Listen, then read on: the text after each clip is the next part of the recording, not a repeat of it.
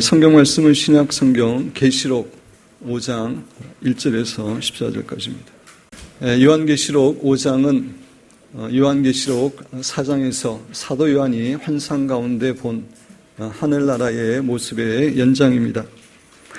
요한계시록 4장과 5장 모두 하늘나라에 있는 하나님 보좌에 초점이 맞춰져 있습니다. 하늘나라와 하나님 보좌는 실제하는 나라이고 보좌입니다. 이 세상에 도취되어 살아가는 사람들은 한 번도 생각해 보지 못한 그러한 세계일지 모르지만 하늘나라는 현재 우리의 눈에 보이는 이 현실 세계보다도 더 본질적이고 분명한 세계입니다.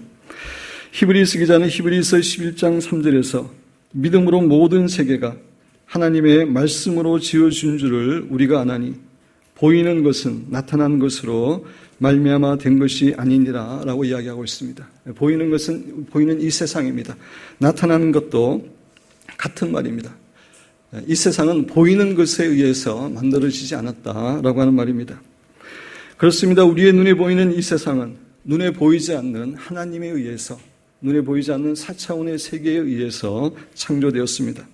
따라서 눈에 보이지 않는 하늘나라가 우리의 눈에 보이는 이 세상보다 더 본질적이고 확실한 분명한 세계입니다. 성도 여러분, 우리는 영적인 눈을 떠서 이 하늘나라를 바라보면서 이 땅에서 살아야 됩니다. 왜냐하면 이 하늘나라가 우리의 인생의 최종 결말이고 우리 성도들의 영원한 본향이기 때문입니다. 우리가 영원히 살아야 될 곳은 바로 이곳이기 때문입니다.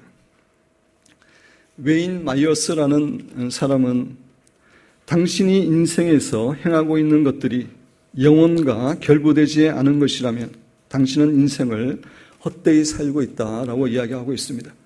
우리가 이 땅에서 여러 가지 일들을 열심히 하지만 그러한 것들이 영원한 천국과 결부되어 있지 않다면 우리는 헛된 인생을 살고 있다는 것입니다. 그는 또 이렇게 말합니다. 만일 지상에서의 우리의 시간이 우리가 알고 있는 것처럼 짧고 천국이 우리가 알고 있는 것처럼 영원하다면 우리는 우리의 인생을 어떻게 살아야 하는지 참으로 신중하게 생각하지 않으면 안 된다라고 이야기했습니다. 정말 우리가 이 세상에 살고 있지만 이 세상이 짧은 세상이고 우리가 영원한 천국에서 영원히 산다는 것을 우리가 확신하게 될 때 정말 안다면은 우리는 인생을 신중하게 다시 살아야 됨을 교훈해 주고 있습니다. 성도 여러분, 현재 우리의 눈에 보이는 이 세상이 다가 아니라 이 세상과는 비교할 수도 없는 그런 영광스럽고 축복된 하늘나라가 우리에게 있음을 잊지 말아야 됩니다. 우리 신자들은 그 하늘나라의 시민권자들입니다. 우리는 그 하늘나라를 정말 실체처럼 보고 살아야 됩니다. 왜냐하면 그것이 바로 믿음이기 때문입니다. 히브리서 기자는 히브리서 11장 1절에서 믿음은 바라는 것들의 실상이요 보이지 않는 것들의 증거다라고 이야기하고 있습니다. 믿음은 바라는 것들의 실상이라고 이야기합니다. 우리가 바라는 것이 분명하게 이루어지는 것, 그것을 확신하는 것, 그것이 믿음이고 보이지 않는 것들에 대한 증거, 보이지 않는 영원한 하나님과 천국을 확신하는 것, 그것이 믿음이라고 증거하고 있습니다. 성도 여러분, 진정한 신앙인은 현재 우리의 눈에 보이는 세계보다 눈에 보이지 않는 영원한 세계를 더 실체처럼 바라보며 살아가는 사람입니다. 사랑하는 기쁨교회 모든 성도 여러분들의 영적인 눈이 사도 요한처럼 열려서 이 영원한 천국을 바라보면서 그 천국에서의 삶을 예비하는 지혜로운 성도들이 되시기를 주님의 이름으로 축원드립니다. 저 개인적으로는 요한계시록을 설교하는 동안에 제가 이 설교를 언제 마칠지 모르겠지만 설교하는 동안에 요한계시록 말씀을 다 암기하기로 그렇게 결심을 했습니다. 그래서 현재까지는 요한계시록 4장과 5장 말씀, 또 계시록 1장의 일부분을 암기했습니다. 또 이 기간 동안에 아가서도 다 암기하기로 결정해서 아가서도 1장은 다 암기했습니다. 요한계시록과 아가서 외에도 제가 성경을 읽거나 책을 읽으면서 중요하게 생각되는 성경 구절들은 요새 다 암송하기 시작했습니다. 근데 나이가 들어가지고 젊었을 때와 다르게 좀 암기가 힘들고 암기하더라도 금방 잊어버리지만 계속해서 반복해서 암송하기 위해 노력하고 있습니다. 저는 요한계시록 4장과 5장을 반복해서 외우면서 하늘나라의 모습을 정말 수도 없이 묵상하고 바라보고 있습니다. 하늘나라의 모습을 묵상하고 바라보면서 정말 하늘나라의 보좌에 앉아 계시는 하나님께서 얼마나 영광스러운 위대한 역사의 주관자가 되시는 분인지, 또 우리 성도들이 하늘나라에서 얼마나 영광스러운 존재로 살아가는지, 또 천국 그 자체가 얼마나 아름답고 귀한 것인지 느끼면서 정말 많은 은혜와 축복을 누리고 있습니다. 사랑하는 여러분들도 가능하다면 요한계시록 4장과 5장 2장만이라도 다 암기하시고 늘 묵상하시는 가운데 영적인 눈이 열려서 정말 영원한 천국을 이 세상보다 훨씬 더 실체처럼 보고 살아가는 참으로 지혜로운 성도들이 되시기를 주님의 이름으로 축원드립니다. 요한계시록 4장의 초점이 하늘 보좌에 앉으셔서 이 세상의 역사를 주관하시는 하나님께 초점을 맞추고 있다면, 요한계시록 5장은 이 세상의 역사를 마무리하는 어린 양 예수 그리스도께 초점이 맞추어져 있습니다. 오늘은 요한계시록 5장 1절부터 4절까지만 살펴보면서 요한계시록 5장의 서론 부분이라 할 수 있는데, 이 부분만 살펴보면서 하나님께서 우리 각자에게 주시는 은혜와 교훈을 받기를 원합니다.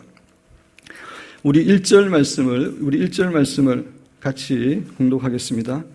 내가 봄에 보좌에 앉으신 이의 오른손에 두루마리가 있으니 안팎으로 섞고 7인으로 봉하였더라.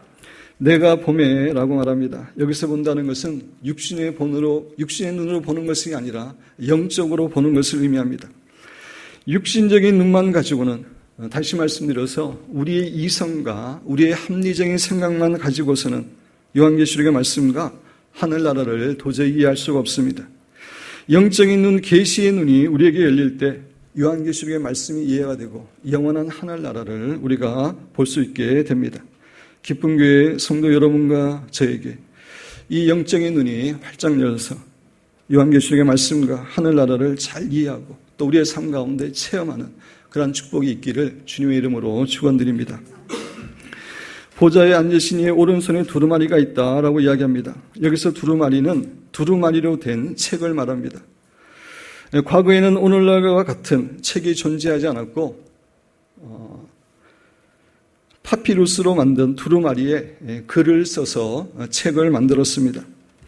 하나님의 오른손에는 두루마리 책이 있었는데 그 두루마리의 내용은 요한계시록 전체적으로 이렇게 읽어볼 때에 마지막 시대에 일어나게 될 일들과 사건들입니다.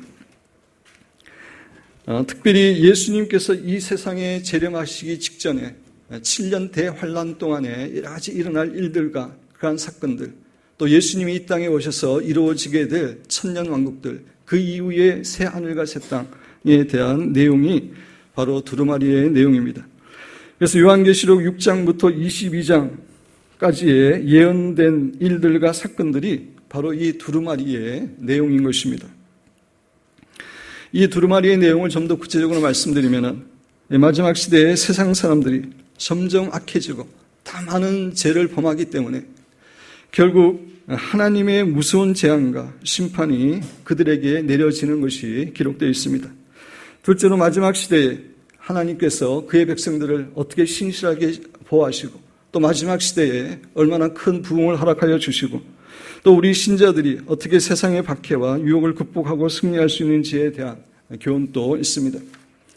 그리고 적 그리스도와 이 세상의 왕들이 예수님에 대해서 전쟁을 선포하고 예수님을 대적하여 싸우는 내용도 있고, 예수님께서 궁극적으로 이 세상에 오셔서 세상의 모든 악한 왕들과 악한 사람들을 심판하고 죽이시고 이 땅에 천년왕국과 메시아 왕국을 건설한 내용이 있습니다. 뿐만 아니라 이 두루마리에는 천년왕국 이후에 새 하늘과 새 땅이 이 땅에 내려오는 그런 내용도 기록되어 있습니다. 이렇게 두루마리는 마지막 때에 일어날 일들과 사건들을 기록한 책입니다. 그런데 그 두루마리는 하나님의 오른손에 있다라고 말합니다. 성경에서 오른손은 하나님의 주권과 능력을 상징하는 것입니다. 따라서 두루마리가 하나님의 오른손에 있다는 것은 하나님만이 모든 역사에 절대 주권을 가지신 그런 분이라는 사실과 아울러 마지막 시대의 모든 역사는 결국 하나님의 손에 달려 있음을 우리에게 교훈해 줍니다. 현재 이 세상은 어둠의 권세가 지배하고 있고 죄악이 점점 더 넘쳐나고 있습니다. 정치, 사회, 경제적으로 하나님을 대적하는 일들이 점점 많아지고 있는 그런 상황입니다. 구약 성경에 의하면은 돌에 맞아 죽을 수밖에 없는 그런 큰 죄인 동성애를 도리어 옹호하고, 동성애가 잘못이라고 말하면은 이제 감옥에 가야 될 그런 상황으로 세상이 타락하고 있습니다. 정말로 성적으로, 윤리적으로, 도덕적으로 타락하고 있습니다. 그리고 악한 사람들이 정말 하나님의 말씀과 교회를 조롱하고 비웃는 그런 시대가 되었습니다. 이런 상황은 예수님의 재림의 때가 가까울수록 더욱 심해질 것입니다. 그럼에도 불구하고 이 세상의 미래는 결코 세상의 악한 지도자들이나 악인의 손에 달려있지 않습니다. 그들의 계획과 뜻대로 이 세상은 움직이지 않습니다. 결코. 왜 그렇습니까? 이 마지막 시대의 일들이 절대 주권자이신 하나님의 손에 있기 때문입니다. 하나님의 오른손에 있는 두루마리에 기록된 하나님의 뜻이 1.1획도 틀림없이 이 땅에 이루어질 것이기 때문입니다. 사랑하는 성도 여러분, 하나님의 오른손에 두루마리가 있다는 사실을 결코 잊어서는 안 됩니다. 목구름 뒤에도 반드시 태양이 있는 것처럼 이 세상이 악한 자들이 지배하고 통치하는 것처럼 보이지만 이 모든 역사의 배후에는 이 세상의 역사를 자신의 뜻대로 인도하시는 하나님의 손길이 있음을 잊어서는 안 됩니다. 사랑하는 여러분과 저는 결국 하나님의 뜻만이 이 세상에 이루어진다는 것을 기억하시고 담대하게 살아가시는 귀한 성도들이 되시기를 주님의 이름으로 축원드립니다. 1절에 보면 내가 보매 보좌에 앉으시니 오른손에 두루마리가 있으니 안팎으로 썼다라고 이야기하고 있습니다. 안팎으로 썼다는 얘기는 두루마리의 내용이 많다는 것입니다. 적은 내용이 아니라는 것입니다. 이것은 하나님께서 아주 자세하고 빈틈없이 인류의 역사를 마무리할 그러한 계획을 갖고 계심을 우리에게 교훈해 줍니다. 그렇습니다. 하나님께서는 아무 생각 없이 이 세상이 흘러가도록 내버려 두시는 그런 하나님이 아니십니다. 자신의 분명한 뜻과 계획을 가지고 이 세상의 마지막 역사를 마무리하십니다. 그 계획이 요한계시록 6장부터 22장에 기록되어 있는 것입니다. 그 두루마리가 7인으로 봉하였다라고 이야기합니다. 7은 완전 수기 때문에 완전히 봉해졌다는 얘기입니다. 근데 중요하지 않은 내용은 결코 봉하지 않습니다. 중요한 내용이기 때문에 봉합니다. 특별히 7개의 인으로 봉하여졌다는 것은 계시록에 있는 내용이 그만큼 중요한 내용이라는 것입니다. 그렇습니다. 요한계시록의 내용은 우리 모든 성도가 처음부터 마지막까지 정말 읽고 묵상하고 알아야 될 너무나 중요한 내용입니다. 우리 2절 말씀을 함께 공독하겠습니다. 또 봄에 힘 있는 천사가 큰 음성으로 외치기를 누가 그 두루마리를 펴며 그 인을 떼게 합당하냐. 힘 있는 천사가 나오는데 힘 있다라고 하는 의미는 육체적인 힘을 가리키는 게 아니라 지위가 높다 이런 의미입니다. 그래서 여러 학자들은 여기에 있는 힘 있는 천사가 가브리엘 천사장이지 않을까라고 추측하는데 물론 그것은 추측입니다. 여하튼 이 힘 있는 천사가 큰 소리로 누가 그 두루마리를 펴며 그 인을 떼기에 합당하냐라고 외칩니다. 여기서 두루마리를 펴고 그 인을 뗀다는 것은 단지 두루마리에 기록된 내용을 공개하는 것만을 의미하지 않습니다. 그 두루마리에 기록된 모든 내용을 이 세상에 그대로 실행하는 것을 포함하는 것입니다. 따라서 누가 그 두루마리를 펴며 그 인을 떼기에 합당하냐는 말은 두루마리의 내용을 가지고 그 내용을 이 땅에 실행하는 자가 누구냐라고 질문하는 것입니다. 우리 3절 같이 읽겠습니다. 하늘 위에나 땅 위에나 땅 아래에 능히 그 두루마리를 펴거나 보거나 할 자가 없더라. 하늘 위는 천사들과 예수님을 믿고 죽은 우리 잠자는 성도들이 있는 것을 말하고 땅 위는 살아있는 사람들과 생물이 있는 오늘날의 지금 지구를 말합니다. 그리고 땅 아래는 하나님을 믿지 않았던 사람들의 영혼이 거하는 음부를 말합니다. 따라서 하늘 위와 땅 위와 땅 아래라는 말은 온 우주 천하 만상을 가리키는 말입니다. 이 세상과 온 우주에 그 두루마리를 뗄 자가 없었습니다. 왜냐하면 이 세상의 역사는 오직 주권자이신 하나님께 달려있기 때문입니다. 그 어떤 위대한 인간이나 힘있는 천사들이라 할지라도 그 인을 뗄 수 없기 때문입니다. 우리 4절 말씀을 같이 읽겠습니다.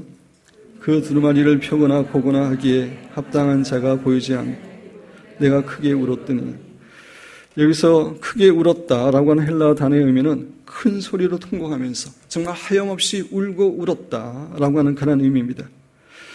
이제 나이가 거의 90에 가까워진 백발의 노인인 사도 요한이 이렇게 통곡하고 울었다고 하는 것은 결코 흔한 일이 아닙니다. 어린아이들은 쉽게 울지만 정말 나이 많이 든 노인들이 우는 일은 결코 흔한 일이 아닙니다.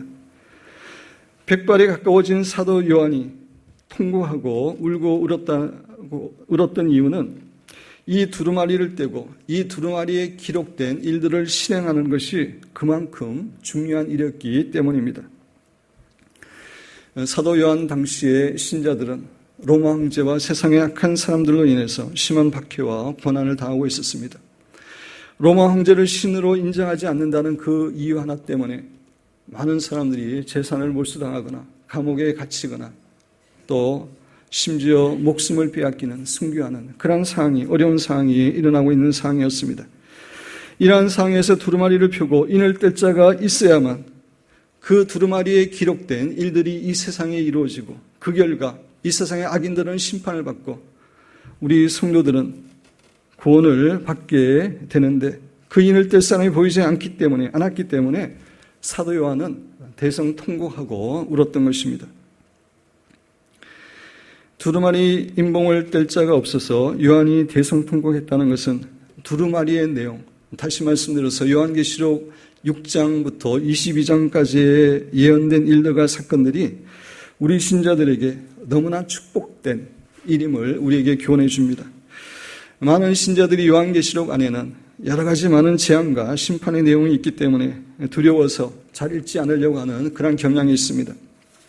그러나 요한계시록에 기록된 재앙과 심판은 하나님을 대적하는 사람들을 향한 것이고 이 두루마리의 내용이 실행되므로 우리 신자들은 궁극적으로 구원을 받게 되고 이 땅에 하나님께서 예수님께서 통치하시는 천년왕국이 이루어지게 됩니다.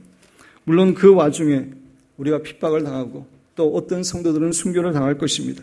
그럼에도 불구하고 이 두루마리의 내용이 실행되어야지만이 모든 악인들이 심판받고 철저하게 죽임을 당하고 또 예수님을 믿는 우리들이 구원함을 받게 됩니다. 따라서 요한계시록의 말씀은 우리 신자들에게 참으로 축복되고 힘과 용기를 주는 말씀이기 때문에 정말 우리는 요한계시록을 사랑하고 읽어야 됩니다. 제가 일전에도 여러분에게 말씀을 드린 적이 있지만 정말 하나님을 사랑하는 사람들은 요한계시록 말씀을 사랑하고 읽었습니다. 제가 그때 이성모 목사님의 예를 들었지만 유명한 부흥 강사였습니다. 이분은 요한계시록 말씀을 10,000번이나 읽었다고 합니다.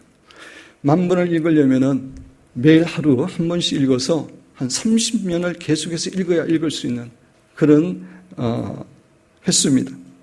그만큼 요한계시록의 말씀을 사랑한 것입니다.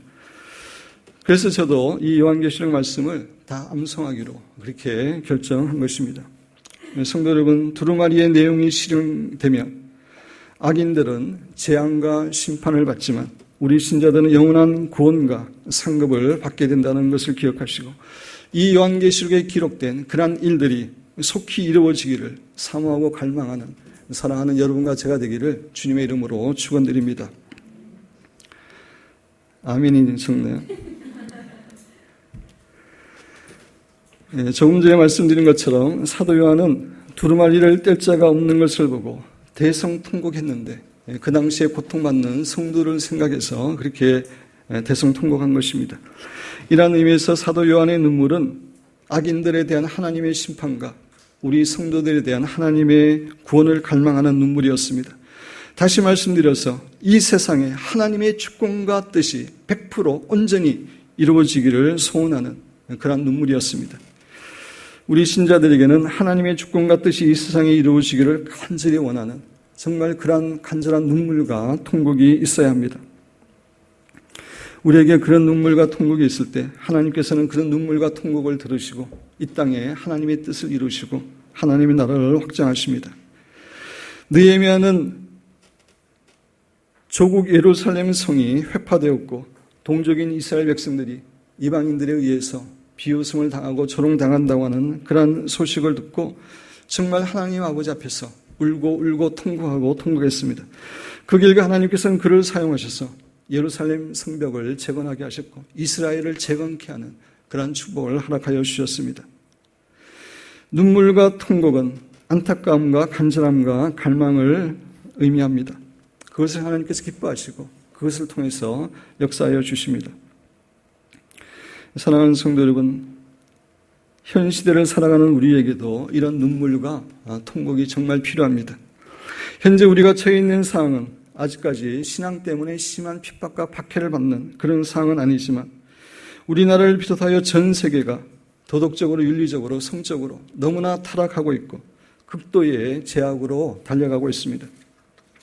조금 전에도 말씀드렸지만 정말 하나님 보시기에 악한 죄인 동성애조차 사람들이 인정하고 있고 많은 사람들이 동성애에 빠져 있고 그것을 옹호하고 있는 그런 상황입니다. 많은 사람들이 기독교의 진리를 조롱하고 비웃을 뿐만 아니라 노골적으로 하나님을 대적하고 사탄을 쫓아가는 그러한 시대가 되었습니다. 우리는 이러한 시대의 타락과 죄악을 바라보면서 정말 눈물을 흘리며 통과하고 애통하고 하나님께 부르짖어 기도해야 됩니다.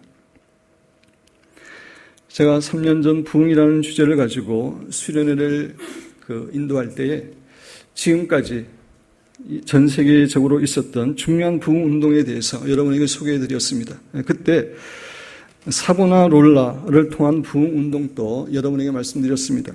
이 부흥운동은 15세기 말에 이탈리아 플로렌스 지방에 있었던 부흥운동인데 카톨릭 수도사 사보나롤라에 의해서 일어난 부흥운동입니다. 이 부흥운동은 종교개혁 부흥운동이 일어나는 그 초석이 되었던 중요한 부흥운동이었습니다. 사보나롤라는 있을 때 그때 이탈리아 내에는 정말 불법과 부도덕이 자행되고 있었고 로마 카톨릭도 너무나 심하게 타락하고 있었습니다. 이것에 대해 20세대의 젊은 사보나롤라는 큰 충격을 받아서 그는 한 수도원에 들어가 금식과 기도의 생활을 시작했습니다. 그는 자기 주변의 사람들이 저지른 죄악과 불의를 생각하면서 정말 하나님 아버지 앞에서 몇 시간씩 울면서 통곡하고 애통하는 그런 일을 오랫동안 했습니다. 그렇게 기도하는 가운데 성령님이 그에게 강하게 임하게 되었습니다. 성령의 능력을 힘입은 사보나롤라가 말씀을 전할 때 정말 수많은 사람들이 통에 자복하고 회개하고 주님께 돌아오는 그런 역사가 일어났습니다. 몇 년 동안 이런 사역의 결과 이탈리아의 플로렌스 지역에 하나님의 부흥이 임하게 되었습니다. 많은 사람들의 삶이 도덕적인 생활이 변화되게 되었습니다. 사람들은 더 이상 세속적이고 저속한 책을 읽지 않게 되었고 상인들은 이전에 부당하게 남겼던 그러한 이익들을 다 돌려주었습니다. 변상해 주었습니다. 깡패나 불량배들은 거리에서 저속한 노래를 부르는 대신에 찬송가를 불렀습니다. 카니발이 열리는 것이 금지되었고 세속적인 책과 음란한 그림이나 가면들이 수도 없이 불살라졌습니다. 한 사람 사보나롤라의 눈물과 통곡과 기도를 통해서 플로렌스라고 하는 한 지역이 한 지방이 변화되었습니다. 하나님의 놀라운 부흥이 주어졌을 뿐만 아니라 정말 수많은 사람들이 주님을 알게 되었고 그들의 삶이 변화되는 그러한 축복이 주어졌습니다. 아무쪼록 사랑하는 여러분과 저의 기도를 통해서 우리 기쁨 교회의 기도를 통해서 우리나라에도 그런 은혜와 축복이 임하게 되기를 정말 간절히 소원합니다. 현재 정말 타락하고 점점 어둠의 길로 가고 있는 우리나라의 모습을 우리가 정말 애통해하고 그것을 위해서 통곡하고 하나님께 회개하고 기도함으로 하나님께서 우리 개인과 우리나라의 영적인 부흥을 허락하여 주시고, 그래서 그 부흥을 통해서 수많은 영혼들이 구원받고 이 나라가 새롭게 되고, 그 결과 이 나라를 통해서 세계 끝까지 주의 복음이 전파되는 선교가 이루어지는 그러한 축복이 있게 되기를 주님의 이름으로 축원드립니다.